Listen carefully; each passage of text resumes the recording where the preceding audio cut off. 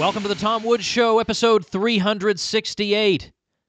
Today's topic is war, big government's best friend. This is a talk I gave at Furman University in South Carolina some time ago at an event put on by the Mises Institute there, and it bears a little resemblance to my talk on how Murray Rothbard changed my mind on war.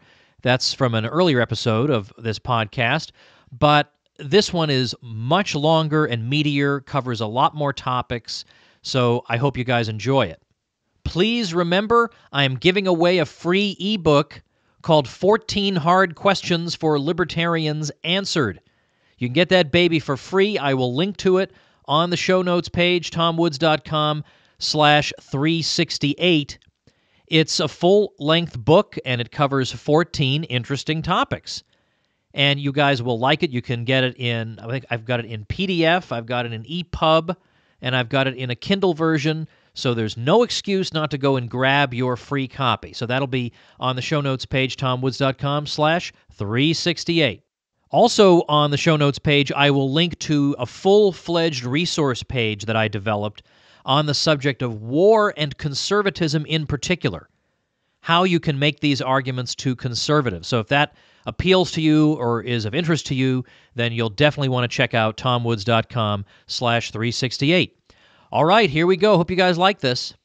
All right, a little over 20 years ago, when I was finishing my freshman year in college, I was a full-blown neoconservative. But I didn't know it. I just knew I was not a leftist, and I didn't like Hillary Clinton, so I figured by process of elimination, I must be a Rush Limbaugh'ian. So like most people, I just assumed there was no alternative. Either you were for Hillary or you were for George H.W. Bush, and that was your grand spectrum of political options in America. And in particular, I embraced that neoconservative foreign policy with gusto. The way to show that you weren't some kind of a commie, pinko liberal was by supporting the U.S. military as it doled out summary justice to bad guys all over the world. And frankly, I'll be honest with you, I thought it was kind of exciting to watch it all unfold on TV. I never gave the human cost of war a second thought, and frankly, I was impatient with anybody who did.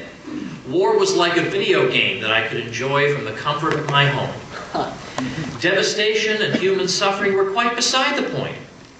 The righteous U.S. government was dispensing justice to the wicked, and that was that. What are you, a liberal? The Persian Gulf War of 1991 was the first U.S. conflict of my college career, and during the months-long U.S. military buildup in the Gulf, known as Operation Desert Shield, I eagerly supported the mission to anyone foolish enough to listen. When war came, it was swift and decisive. Very few American casualties were suffered. The Iraqi forces were decimated. Now, believe it or not, this actually bothered me, in spite of how voracious a consumer of war propaganda I was.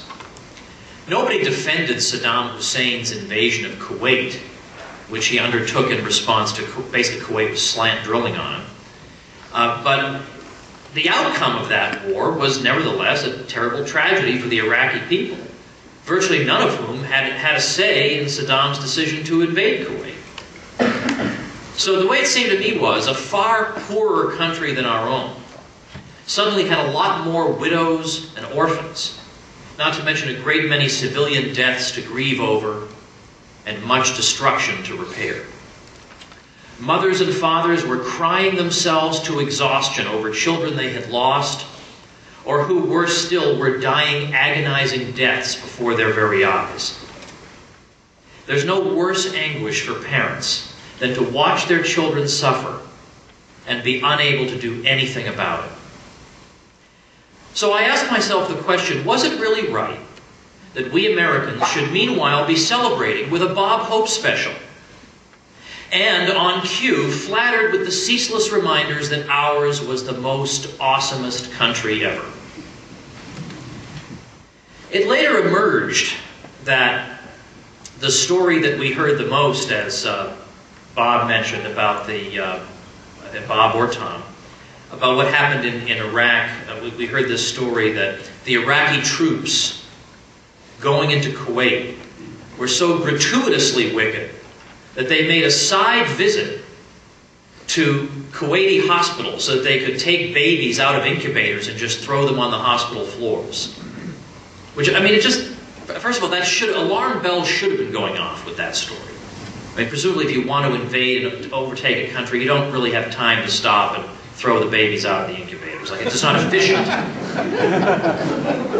But it turns out that the Kuwaiti government had hired the public relations firm Hill and Knowlton to sell the idea of military invasion to the American people, and they came up with this fake atrocity story. And it turns out that the emotional young woman who testified to this effect in Washington turned out to be the daughter of the Kuwaiti ambassador to the United States. Now, although I had strongly favored military action by the US government from the start in response to Saddam's invasion of Kuwait, in the wake of George H.W. Bush's declaration of victory, I could not stop thinking about the lopsided casualty counts, the waves of killing rained down on a ramshackle army facing the greatest military machine in the world. Now, these were soldiers, not civilians, so by the logic of war, I'm supposed to hate them, or at the very least not care about them, and greet their deaths as cause for celebration rather than regret. But all of a sudden, I was having trouble doing that. So I went to see my European history professor, and I've mentioned his name in the past, and maybe that was indiscreet. So this was, there probably should be like a seal of the confessional. There should be a seal of the office hours, you know, when a professor tells you in his office hours. So I'm not going to tell you who he was. But this is a European history professor at Harvard, has a very famous wife who teaches history at MIT. Well, anyway, all right, anyway, I'll give you a lot of clues later over lunch, but I went to him to talk about my misgivings about the war. He was a liberal in the New Republic magazine sense. And it's wonderful that there are a lot of people in this room who will never even have heard of the New Republic magazine. It's just, the world is becoming a better place every day. But he suggested that I read a recent article in that magazine making the case for war from a liberal point of view. And I did read that, and believe it or not, that more or less helped to suppress any contrary thoughts for a while. Now, by the early 1990s, I was already beginning to read libertarian literature because of my support for the market economy. A lot of people wondered, how did I get through Harvard with my sanity? And the answer was that I came to the conclusion, having observed what goes on that campus and in the city of Cambridge at large, that whatever the heck these people are, I think I want to be the exact opposite. So I wanted to be, I took my convictions and decided I wanted to take them to their logical conclusion. If I favor the free market, then I want to favor it 100%.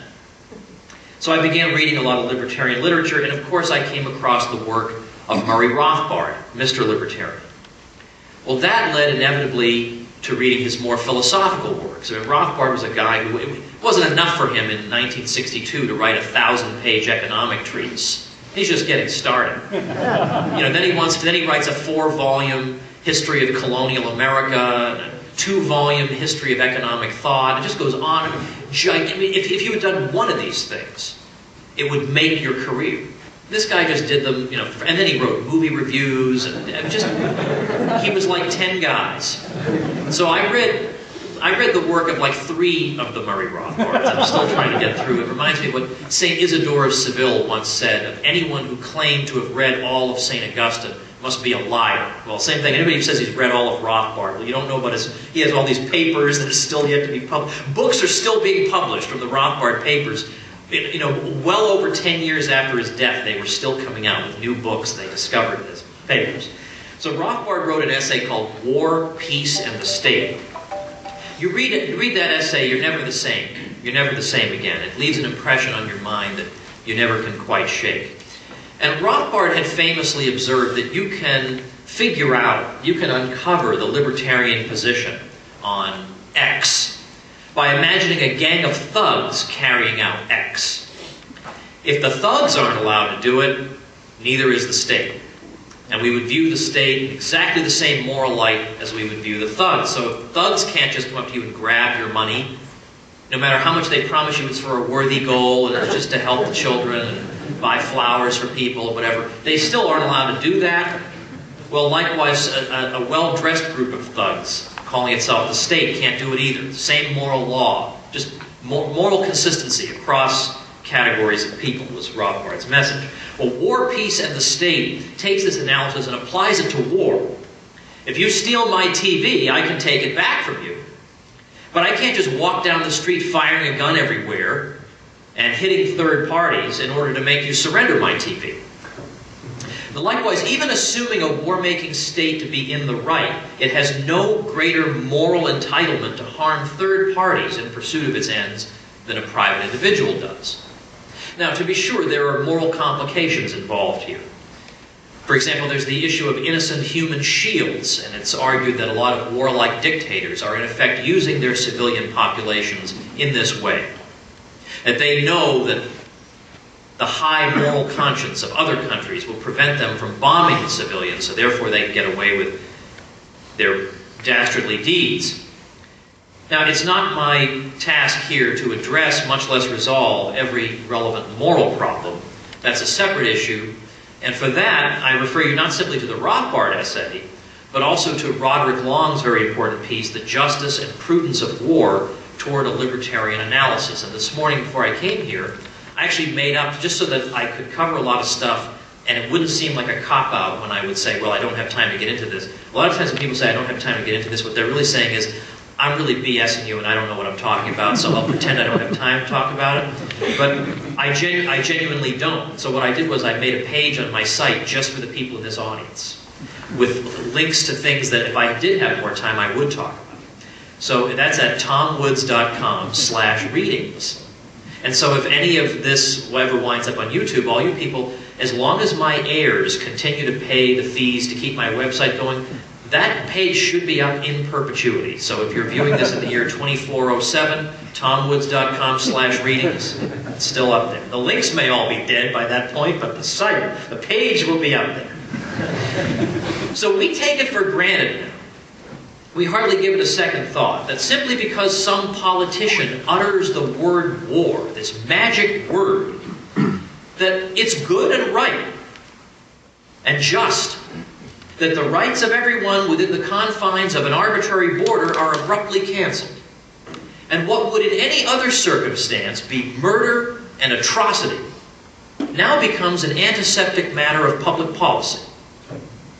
Now, following that Persian Gulf War that briefly opened my eyes, and they closed firmly shut again, we had sanctions imposed on those poor people. And those sanctions made it impossible for certain things to get into the country, and some of these were very important necessities.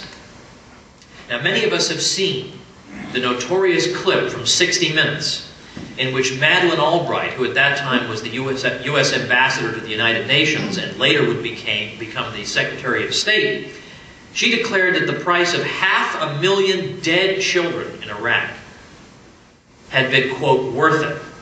Now notice what she did not say. She didn't say, oh, I dispute that figure. It couldn't possibly be that many kids who died as a result of complications stemming from the sanctions. That's an absurd figure. She didn't say that. She didn't say, Saddam, if only he hadn't built so many palaces, he could have fed all his people. She didn't say that. She looked the interviewer in the eye and said 500,000 kids were worth it in pursuit of one man she and her colleagues did not like. Now, suppose the Soviet Union, during the height of the Cold War, had starved 500,000 children in the course of a sanctions policy. We would never have heard the end of it. Now, it appears certain that during the war, the U.S. government destroyed the civilian infrastructure of that country as a part of a deliberate war strategy. 18 out of 20 plants that generated electricity were taken out, as were the water pumping and sanitation systems.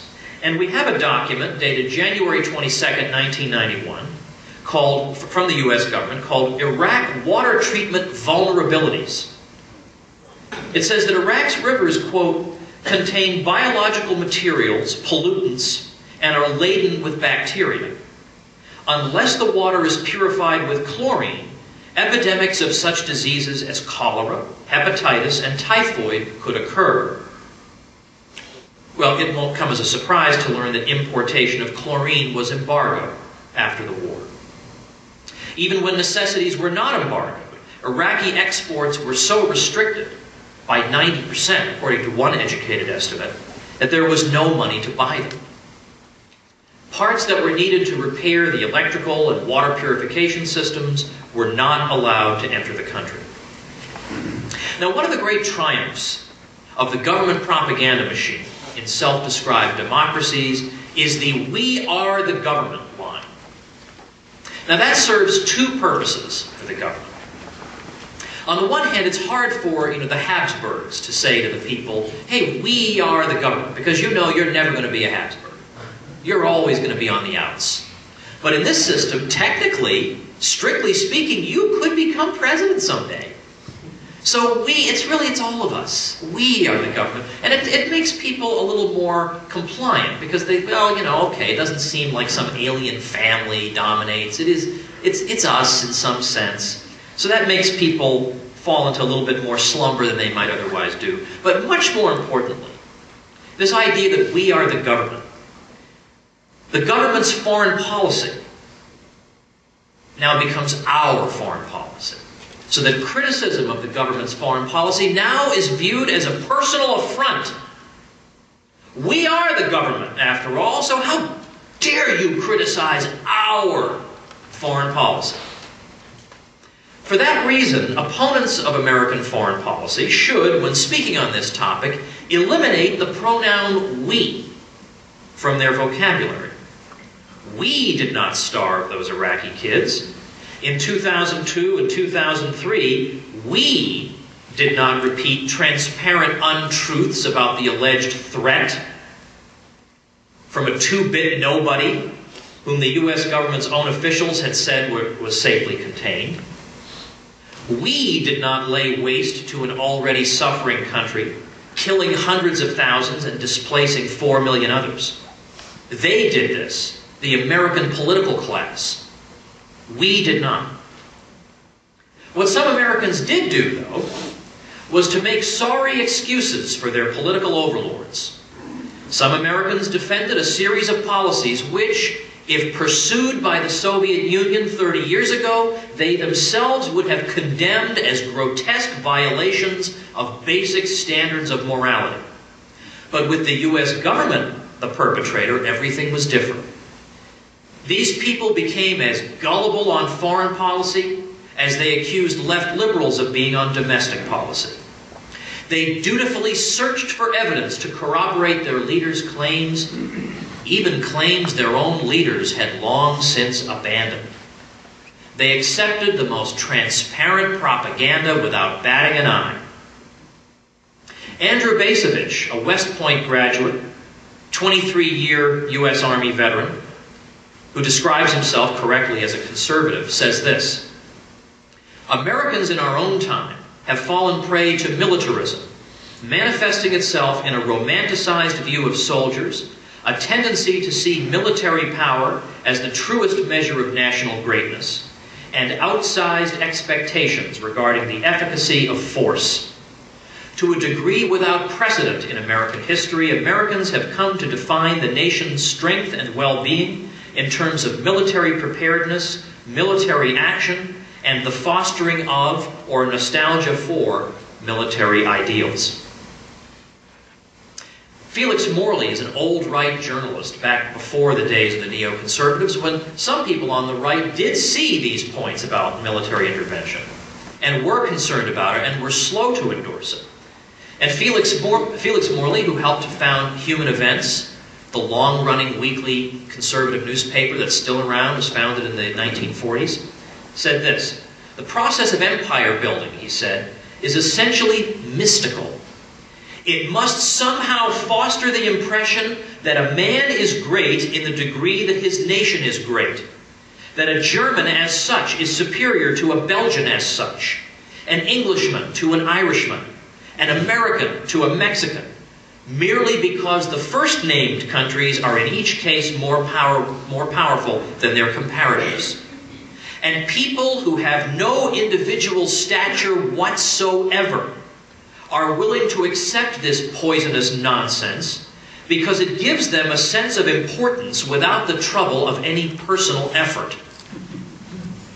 That's a nice way of saying that this kind of poisonous nonsense is eaten up by a lot of losers who will never amount to anything other than being able to wave a flag and say, I'm more awesome than those other people. Morley added that empire building amounted to, quote, an application of mob psychology to the sphere of world politics. And how well it works is seen by considering the emotional satisfaction many English long derived from referring to the empire on which the sun never sets. Some Americans now get the same sort of lift from the fact that the Stars and Stripes now floats over detachments of our boys in 40 foreign countries. 40 foreign countries. You can see he's writing in 1959. How old-fashioned? Only 40? Sober and mature self-examination is precluded by this juvenile way of thinking. Now, I remember 1984, the Republican convention, because I was 12 years old, and I watched that convention gavel to gavel. And I remember the speech that Gene Kirkpatrick, who had been U.S. ambassador to the UN, gave. And at the time, I cheered on that speech like there was no tomorrow. And now I look back on it, and I think it may have been one of the most destructive speeches ever given by a U.S. official in the 20th century. And man, there was some heavy competition for that. Her speech was the Blame America First speech. And she went down a laundry list of things that had happened in the world. And she said, but you know, instead of blaming the terrorists, they blame America. But yet they always blame America first, she said of her opponents. What she meant by that, of course, is that anybody who says, well, look, yeah, I know that it's terrible savages who are killing Americans, and nobody excuses terrible savagery, but maybe if the U.S. government wasn't propping up so many dictators in so many parts of the world, there wouldn't be as much resentment stirred up, and this problem might be improved at least 15 to 20%. We need to at least consider that people might resent this, that we need to consider that some people in the world might hate Hillary Clinton as much as we do. You know, like, it is understandable, right? I mean, like, why would this not be understood? But this just because, well, you're blaming America. I mean, it's this second-grade level mantra that makes it impossible to analyze policies sensibly. Of course, nobody blames America for a terrorist attack on this or that or this particular episode. Obviously, the moral guilt must be applied to the perpetrators. Nobody says, well, Donald Rumsfeld is responsible for this bombing of that ship. Well, the guy who bombed the ship is responsible for that. The point is that if you engage in policies like this, there is going to be a response. And that doesn't make the policies necessarily wrong in and of themselves. They may be. It just means you have to go into this with your eyes open. You have to be honest with yourself. There will be consequences. There will be consequences if people did things to the U.S., we would respond. Well, the U.S. government does things to them, they respond. Just common sense. Now, I understand Muslims are irrational, and they don't use their brains, and they don't use reason, and so they're just going to bomb and kill and slaughter no matter what happens, so none of this analysis applies. But I don't think that's safe to say of all billion Muslims, right? That every single one of them is unmoved when his kid is killed in a pile of rubble. Well, I am in no way angrier than I was before because of this. I mean, really, we reduced to arguing this way. In fact, to the contrary, when we look at U.S. history in the Middle East in the 20th century, what we find is that the United States actually had an excellent reputation in the Middle East early in the 20th century. Nobody mentions this, mostly because none of them know it. I mean, what do you think Sean Hannity knows about any of this? I was on Sean Hannity's show once years ago, and he had never heard the argument that the Great Depression might have been prolonged by the New Deal. He'd never heard that. Here he is, one of the great conservative leaders of the country, and he's never heard this. So it's not that I just pick on him at random. I mean, he deserves to be singled out. But for example, something called the King-Crane Commission in 1920 did a survey of public opinion in Syria. Interesting that it was Syria. And found out that Syria wanted to be governed by the United States as a League of Nations mandate. You think that would happen today? What happened? What happened in the interim? What happened? What's the change? Well, in the 1940s, 50s, 60s, there are warnings coming from the State Department over and over and over again. If the U.S. government gets involved in the Middle East, we are going to attract enemies we did not have before. We're going to make enemies out of friends we need in a strategic part of the world that could easily go over to the Soviet side. Well, every aspect of that statement was vindicated. And on my tomwoods.com/readings, I have a link to a book on this, Donald Neff's book, Fallen Pillars, where he gives you all the evidence of this. I'm not making this stuff up.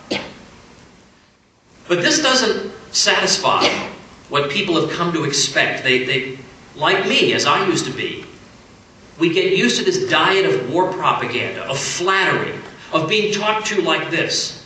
You Americans are the awesomest of the awesome, and the only reason any people in the world could be unhappy with your government is because of your sheer awesomeness. That's how people want to be talked to. That's how the so-called conservative movement wants people to be talked to. In mid-2004, a Zogby poll of people in half a dozen Middle Eastern countries asked them to identify the best thing that comes to mind about America. Virtually everyone polled replied, nothing at all. So, war dulls our moral compass, drives a wedge between peoples who have no honest quarrel with each other, and encourages a juvenile mentality that makes sobriety and even-handedness into wimpiness and even treason. But at least it's good for the economy, right? Yeah, blowing things up is great for the economy. Here's Ludwig von Mises, after whom our institute is named. War is harmful not only to the conquered, but to the conqueror. Society has arisen out of the works of peace. The essence of society is peacemaking. Peace and not war is the father of all things.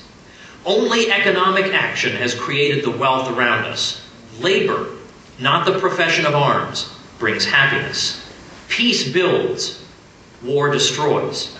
Then elsewhere, war prosperity is like the prosperity that an earthquake or a plague brings. The earthquake means good business for construction workers, and cholera improves the business of physicians, pharmacists, and undertakers. But no one has, for that reason, yet sought to celebrate earthquakes and cholera as stimulators of the productive forces in the general interest. Come on, Ludwig, no one? All our journalists celebrate these things. Oh, well, you know, at least this will create jobs. I know everyone has perished, but the 3 people left are going to experience a real boon. Employment. And finally, war can really cause no economic boom, at least not directly. And here's the central point. Since an increase in wealth never does result from destruction of goods. You'd think that would be obvious enough. Now I want to quote our friend Bob Higgs, sitting there in the back. And I've cited him quite a bit. This is a less formal series of remarks. He said, when I began to teach U.S. economic history at the University of Washington in the late 1960s, I quickly realized that this tale of the wartime Keynesian miracle could not withstand critical scrutiny once one went beyond the barest account of it in terms of the elementary Keynesian model and the standard government macro measures such as GDP, the consumer price index, and the rate of civilian unemployment. Because of course we're told that World War II was a wonderful time economically, it was a great boom in the country. You hear this from everybody, you probably hear this from professors here.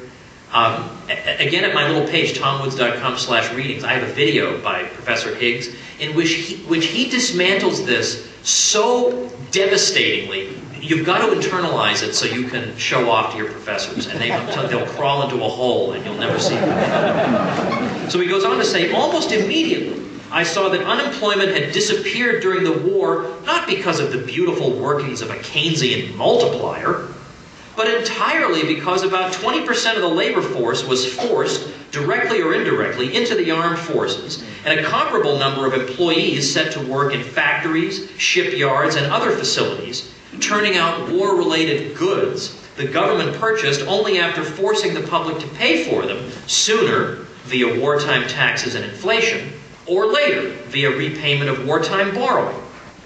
Thus, the great wartime boom consisted entirely of 1, some people's mass engagement in wreaking death and destruction, and 2, other people's employment in producing supplies for these warriors after the government's military labor drain, turning out goods never valued by consumers or private producers in voluntary transactions, but rather ordered by government functionaries and priced completely arbitrarily in a command and control economy. In no sense was the alleged wartime prosperity comparable to real, normal prosperity. And Professor Higgs, who recommends his book Crisis and Leviathan, talks there about how wartime precedents were appealed to in peacetime to justify further expansions of government power, as he also indicated today. Leftist intellectuals who favored government planning were practically unanimous in favoring U.S. government involvement in World War I, since they understood the opportunity it presented for institutional change at home. Wartime economic planning, they were convinced, would help to erode Americans' conservative beliefs in the limits of government and the inviolability of private property. The experience of wartime planning never entirely faded from the national consciousness, and certainly not from that of the left. When the Depression came, the left jumped at the chance to revive the spirit of government planning it had so assiduously cultivated during the Great War. The rallying cry was, "We planned in war, so let us plan in peace." War symbolism was ubiquitous in the imagery adopted by Franklin Roosevelt's New Deal. And as Robert Nisbet, the great conservative sociologist, that's the last time you're ever going to hear those words together, by the way, put it, in terms of frequency of use of such symbols by the national government, not even Hitler's Germany outdid our propagandists. This was no anomaly. As Nisbet went on to say, it is in time of war that many of the reforms first advocated by socialists have been accepted by capitalist governments and made part of the structures of their societies. Equalization of wealth, progressive taxation, nationalization of industries, and on, have all been, in one country or another, achieved or advanced under the impress of war, unquote. And then in a recent, I think, blog post, Bob Higgs said this, that it goes beyond even that. Even things that don't seem to have direct relationship to war will grow during wartime. During wartime, many people increase their broad support for the government, and hence they are less inclined to challenge its actions, even when those actions have little or nothing to do with the war. Hardly anyone was surprised that real defense spending, as measured in accordance with the government's own narrow concept, increased by almost 60% between 2000 and 2007, while real GDP rose by only 18%. Note, however, that the government's real non-defense outlays increased concurrently by more than 24%, an increase 1/3 greater than that of GDP. When people let down their guard because they, quote, support the troops, they permit the government to make greater headway in its ceaseless quest to enlarge its spending in a wide range of areas, many of them strictly civilian in nature. Well, then we can even look at the planning for war, or the equipping the country for war. When you have a military-industrial complex as sophisticated and expansive as that in the United States, it has consequences for the economy. The United States government now spends as much on the military as the rest of the world put together. I might add, by the way, that 40% of the military budget is now secret, as is the budget of every intelligence agency. So there's the prospect of popular oversight under Republican government, with a small r. Front-loading and political engineering are a couple things I want to tell you about how this actually works. How do they get all this money for all these weapon systems when some of these weapon systems are designed for enemies that don't exist anymore, haven't existed for years, couldn't possibly be relevant to the war on terror? So why do they keep getting funded? Well, two different things. One is called front loading. Now, everybody in military procurement knows what this stuff is. Front loading is when you overpromise what a proposed military project can deliver. Oh, it's going to be unbelievable what this thing can do. It can zap a whole country with the push of a button, and it can fly, you know, be whatever. It can colonize Mars, whatever it is. And then, because that way we can, you know, extradite people or whatever, and so we can rendition them and whatever, so that no one will be able to have any oversight there. And then it turns out that as time goes on, we realize that this has been totally overpromised, and also front-loading understates the estimated costs. Oh, and don't worry, it's going to cost 15 cents. It's going to be unbelievable. And then it turns out, number one, the thing can't do half the things that was promised. It was supposed to be stealthy, but all radar systems can see it. So what was the problem with that? What's going on with that? The second thing is it winds up costing far, far more than envisioned. So you would think, okay, well, at this point then, the show's over. The plug is going to be pulled.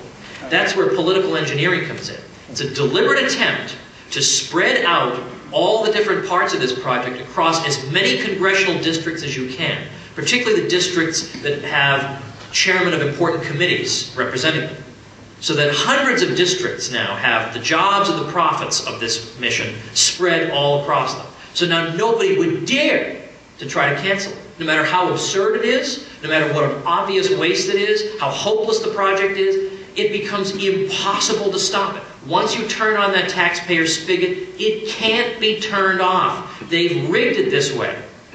And meanwhile, again, I say this as somebody, I'm not a left-winger or anything like that. I just can't get over the conservatives who haven't bothered to educate themselves about this, who just, without a thought, just give a blanket endorsement to the Pentagon. Blanket endorsement. Because if you don't support them, you must be some kind of commie. No, it just means you don't like being scammed constantly, being taken advantage of. And that's what's happening all the time. Now, I would tell you about the most recent audit of the Department of Defense, but you all know the reason I can't tell you about that. The Department of Defense is exempted from audit. So it's not that they failed the audit, and it's really awful. My gosh, what a miserable failure that. There is no audit. But again, you're a commie. That's just the way they like it.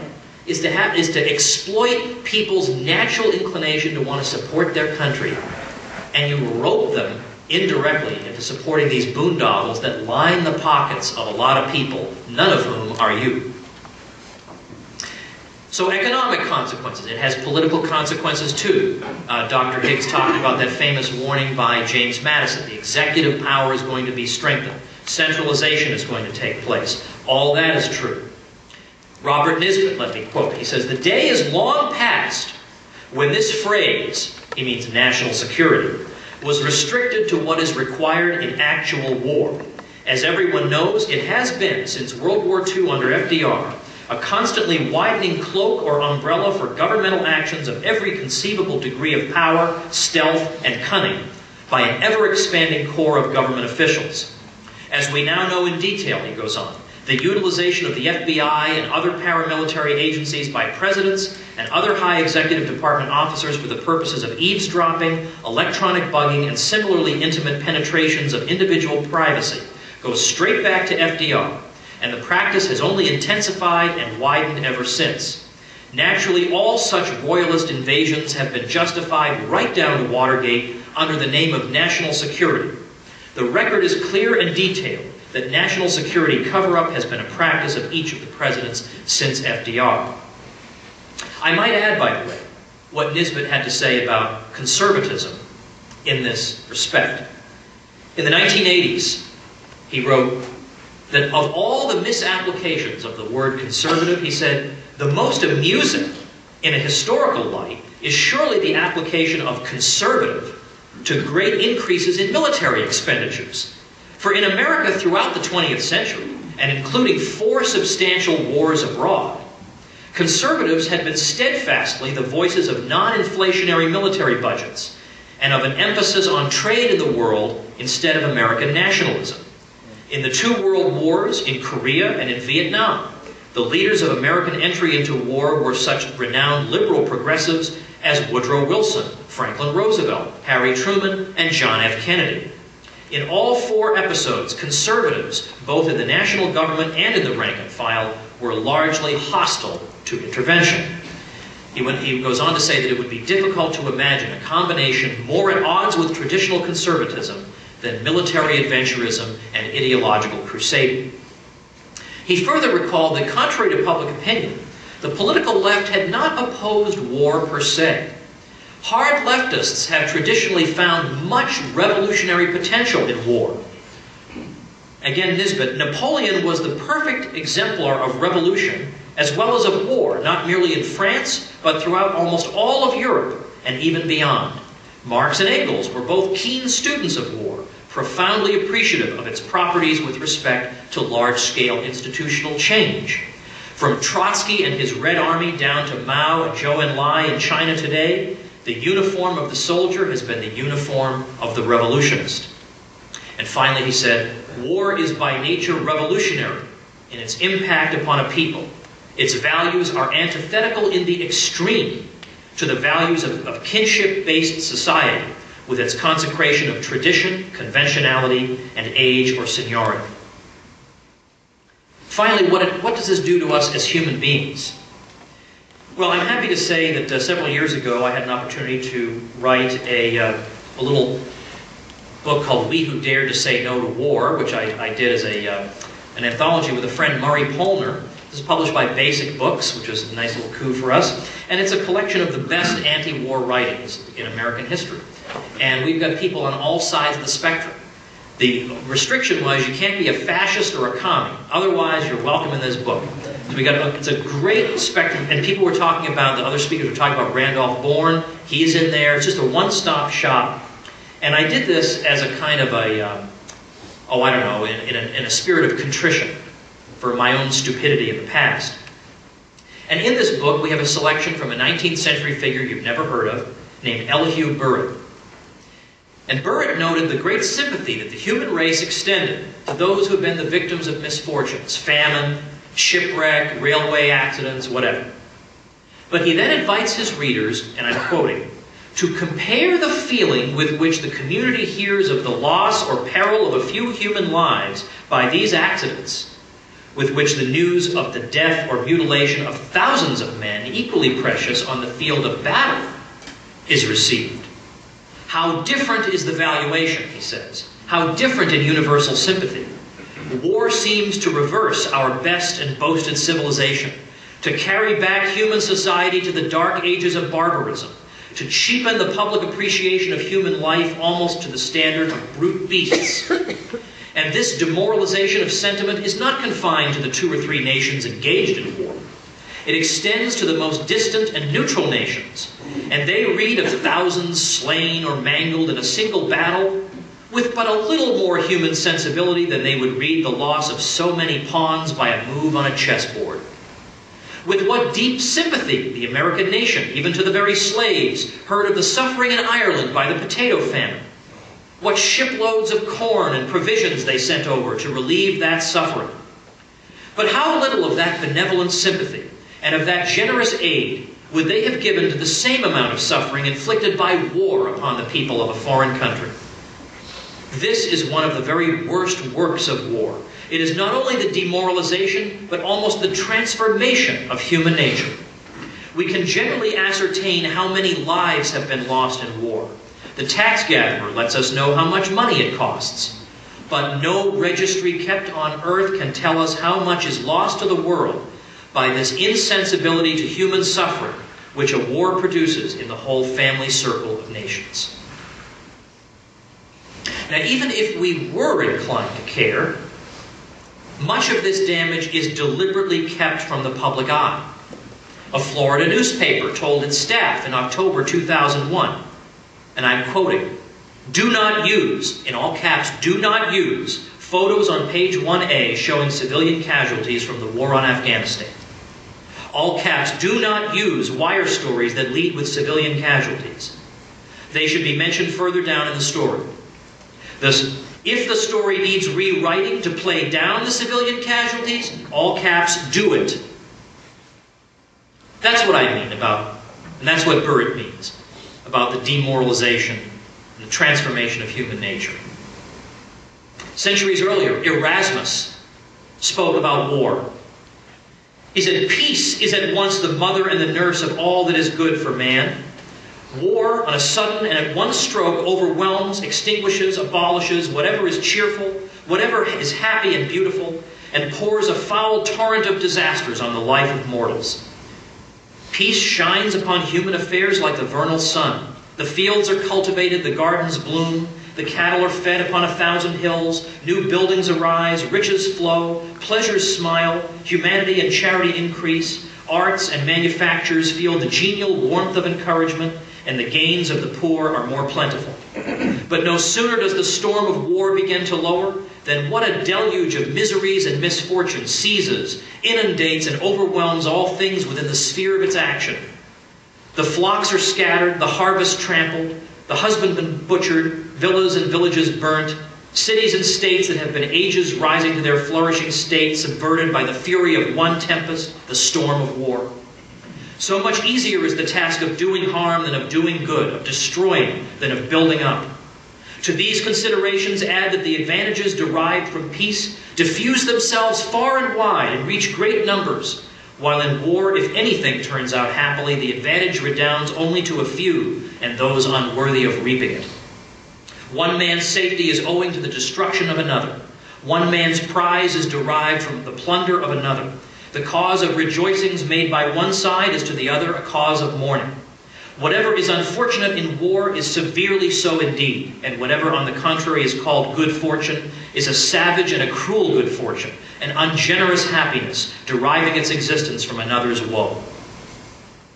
Now, I myself was once blind to these effects of war on my own moral compass, and to how callous I had become toward entire countries and the fellow human beings who inhabited them. Now, Rush Limbaugh would have you believe that being opposed to war makes you some kind of left liberal. But as I've said, the best, most sober, and least juvenile conservatives have been the slowest to support war. Left liberals haven't been so good on war themselves, as I show in my book, 33 Questions About American History. The current interventionist foreign policy is bipartisan. And you'll recall what one of my friends said about bipartisanship. We have two parties in this country, the stupid party and the evil party. And once in a while they get together and they do something that's both stupid and evil, and this is called bipartisanship. That's the bipartisan foreign policy. No, you don't need to be a left liberal to refuse to be swept away by war propaganda. All you need is to be humane. To remember the ideas of the great international law theorists of the 16th and 17th centuries, Vittoria, Suarez, Grotius, and Pufendorf, that all mankind are one and that we are bound by a common moral law. The conservatives who lecture the world about moral relativism are themselves the worst offenders. They thoughtlessly approve behavior they would condemn in anyone else, and they gullibly repeat propaganda they'd laugh at if uttered by any other country. You also need a healthy skepticism about war propaganda, which has been so grotesquely wrong so often that no excuse remains to fall for it. And you need a properly formed moral conscience that will not betray you the moment the flags start waving and the songs are being sung. And you need to shut off, once and for all, anyone who tells you that the only way to oppose the social democrats of the left is by being a pro-war neoconservative of the right. And if it makes you feel any better, Hillary Clinton supported the Iraq War, so you could be against her in everything. Leave all that behind. Be a libertarian instead, and have a principled reason to oppose the initiation of force. Murray Rothbard, Mr. Libertarian, said in a private letter in 1956, "I am getting more and more convinced that the war-peace question is the key to the whole libertarian business." And indeed it is. If we don't get this right, who cares about the minimum wage or the Department of Education or any of these other pet issues? When the world's population of orphans increases, let us not celebrate but mourn. Let us stand against the crowd, as the Mises Institute has done courageously for the past 30 years. And even if our numbers are few, our resistance serves as a reminder to anyone who cares that the best instincts of humanity have not perished, and that the flame of justice still burns in the human heart. Thank you. All right, I hope you guys enjoyed that. My thanks, as always, to those of you who remember to make Amazon purchases through the Amazon widget you can find at tomwoods.com/368 or any of the show notes pages, or even on the homepage at tomwoods.com, although you've got to scroll down to find it on the homepage. But entering Amazon from there at no cost to yourself helps me to keep the show going. And basically, this is how I keep my producer and my office, because you guys have helped out. And that, I got 5 kids. I don't want to be out of pocket if I can avoid it. And this really helps me, and it's free for everybody. It doesn't cost you anything extra, and it really helps me out. So everybody's happy. Amazon's happy. You're happy. I'm happy. My producer's happy. It's great to be happy. Go have a happy weekend. We'll see you next week.